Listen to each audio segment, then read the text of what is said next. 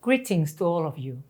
This is a welcome initiative and it confirms Portugal's consistent leadership on economic, social and cultural rights issues over the past 20 years.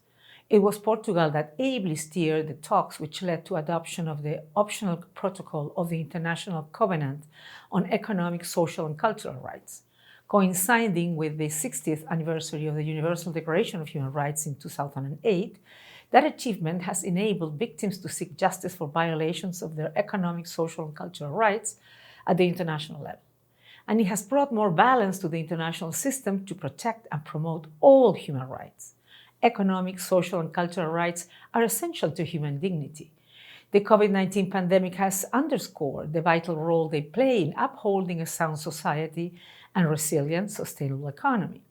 The pandemic exploited deficiencies in healthcare, social protection, housing, sanitation, decent work conditions, and education systems.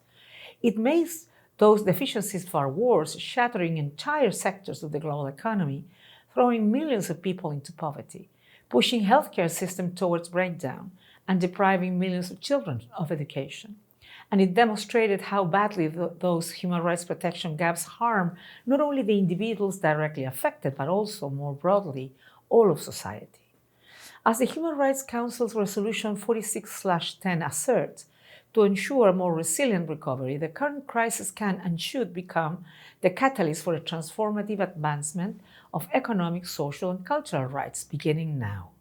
In the coming month, states will inevitably be making massive investments in rebuilding economies and societies. I urge policymakers to invest considerable resources in quality public services, including comprehensive health and social systems. Universal social protection is a key lever that facilitates access to health care, protects people against poverty, and ensures that future generations can thrive. It also helps to protect women, half the population, from shouldering an incapacitating and disproportionate burden of care work.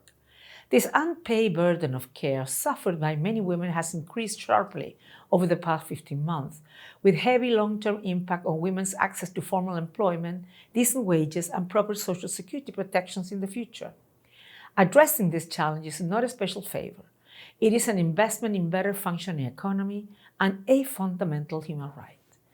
International human rights law is clear that states must use maximum available resources to advance economic, social, and cultural rights, and that budgets for essential goods and services should be ring-fenced. This may require progressive taxation, measures to strengthen capacity to collect taxes and to fight tax evasion, and steps to tackle corruption. I view it as crucial for the European Union to exercise collective leadership in combating inequalities and ensuring that no one is left behind within and outside its borders. Ensuring that countries both within and outside the European Union can step up their health and social protection systems, including their access to vaccines, is among the most sound investments the EU can make. I welcome the recent adoption of the Action Plan on Implementation of the European Pillar of Social Rights. I encourage you to draw upon the content and guidance of the international human rights law system in your efforts.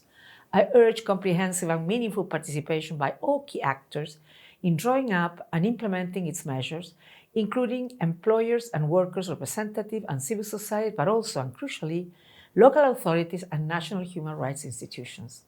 I also encourage the inclusion of clear and time-bound targets and ensure that this work is made accountable to the public. My hope is that, based on this momentum, we can ensure that social protection, health, and other economic, social, and cultural rights are no longer viewed as theoretical aspirations, but treated and guaranteed as the rights they are. I look forward to your expert discussions.